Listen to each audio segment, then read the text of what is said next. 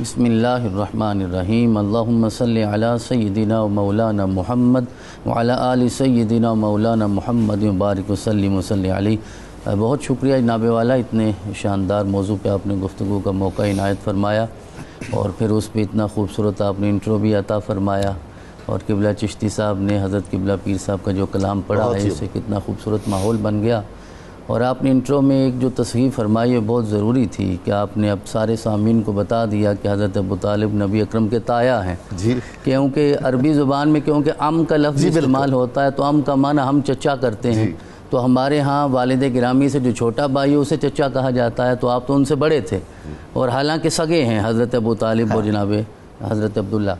آپ نے ارشاد فرمایا حضرت سیدنا عبد المطلب علیہ السلام کے حوالے سے، تو حضور والا گزارش یہ ہے کہ آپ حضرت ہاشم کے صاحبزادے ہیں اور آپ کے بہت سارے فضائل ہیں جو ابھی ہم ذکر کریں گے، لیکن ساری فضیلتوں میں سب سے بڑی ایک ہی فضیلت ہے کہ آپ نبی اکرم کے دادا ہیں۔ دیکھیں کائنات میں بہت سارے دادے آئے ہیں، بہت سارے پوتے آئے ہیں، آتے رہیں گے، لیکن وہ دادا جو جناب محمد رسول اللہ کا دادا ہے وہ حضرت عبد المطلب میں آپ کے سوا کوئی اور ہو ہی نہیں سکتا۔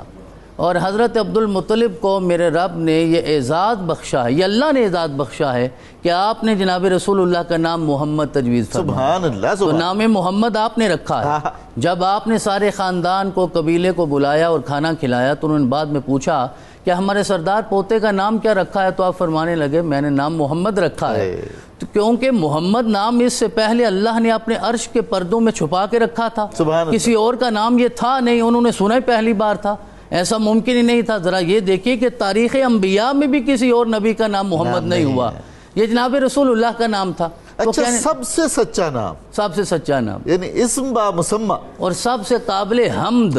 یعنی ساری تعریفیں اس کے لیے ہیں اور اس نے اپنی ساری تعریفات جناب رسول اللہ کو عطا اور عنایت فرما دی ہیں۔ تو سب نے پوچھا کہ یہ کیا نام رکھا ہے، ہمارے سردار کبھی سنا نہیں ہے، تو آپ فرمانے لگے محمد کا معنی ہے الذی یحمد حمدا بعد حمد، جس کی ہر لمحہ تعریف میں اضافہ ہی ہوتا چلا جائے، اور میں نے نام اس لیے رکھا ہے کہ زمین میں مخلوق تعریف کرے گی اور آسمان میں وہ خالق اس کی تعریف کرے گا، تو یہ اعزاز میرے رب نے آپ کو عطا فرمایا۔ اگر ہم وہ فہرست دیکھنا چاہیں جو آپ کے کمالات کی ہے، جو آپ کے اوصاف کی ہے، جو آپ کے محاسن کی ہے، جو آپ کے فضائل کی ہے، تو سب سے پہلے تو یہ ہے کہ آپ سردار قریش تھے۔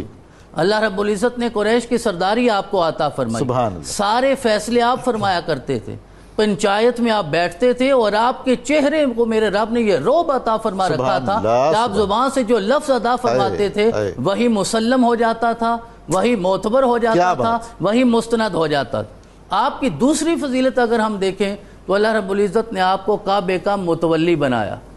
کسی جامع مسجد کا متولی نہیں بنایا، اپنے گھر کا۔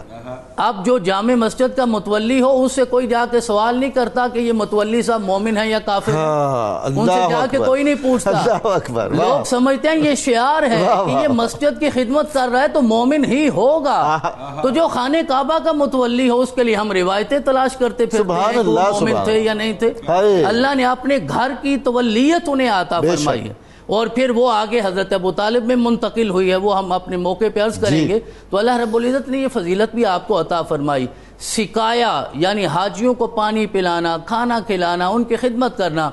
آپ تو صاحبزادے حضرت ہاشم کے ہیں، حضور والا ہاشم کا معنی عربی زبان میں حضرت ضیاء الامت نے ضیاء النبی میں لکھا ہے، ہاشم کا مطلب ہوتا ہے اونٹ کے گوشت کے شوربے میں روٹیاں بھگو کے کھلانے والا۔ اللہ اکبر، یعنی ہاشمی دال کھلانے والا نہیں ہوتا، ہاشمی گوشت کھلانے والا ہوتا ہے، تو لہذا ہاشمیوں کی سب سے بڑی پہچان یہ ہے کہ یہ دیکھنا چاہیے، اور آل رسول کی تو پھر اس سے بڑھ کر ہے کہ وہ لوگوں کی خدمت کرنے والے ہوتے ہیں۔ تو اللہ رب العزت نے آپ کو یہ سعادت عطا فرمائی۔ ایک اور بات میں یہ ہدیہ کرنا چاہوں گا کہ ہم سارے آب زمزم کو جانتے ہیں اور زمزم پیتے بھی ہیں، اور ہمارا عقیدہ یہ ہے کہ حضرت اسماعیل نے ایڑیاں رگڑی، اللہ رب العزت نے ہمیں وہ پانی کی نعمت عطا فرمائی۔ سارے سیرت نگار یہ کہتے ہیں کہ وہ کنواں بند ہو گیا تھا، اس کی علامت پہچان شناخت ختم ہو گئی تھی، میرے رب نے خواب میں حضرت عبد المطلب کو اشارہ فرمایا، پھر حضرت عبد المطلب نے وہ دوبارہ کنواں کھودا۔ تو آج اہل اسلام کو یہ سمجھنا چاہیے کہ آج جو زمزم پیتے ہو وہ حضرت عبد المطلب کا صدقہ ہے۔ اس کے علاوہ اور بہت سارے فضائل ہیں، اللہ نے آپ کو غیرت کی نعمت عطا فرمائی، شجاعت عطا فرمائی، سخاوت عطا فرمائی، آپ نے جا کے ابرہہ کو کہا تھا میں تو اونٹوں کا مالک ہوں، میں رب الابل ہوں، وللبیت رب، اور بیت اللہ کا رب ہے، وہ اس کی حفاظت کر لے گا۔ آپ نے یہ لفظ ادا کیے، میرے رب نے انہیں قبول کیا اور کعبہ کی حفاظت کر کے ہمیں دکھایا۔ کیا شان توحید ہے حضور اس جملے میں، اور کیا توکل ہے، سبحان اللہ سبحان اللہ۔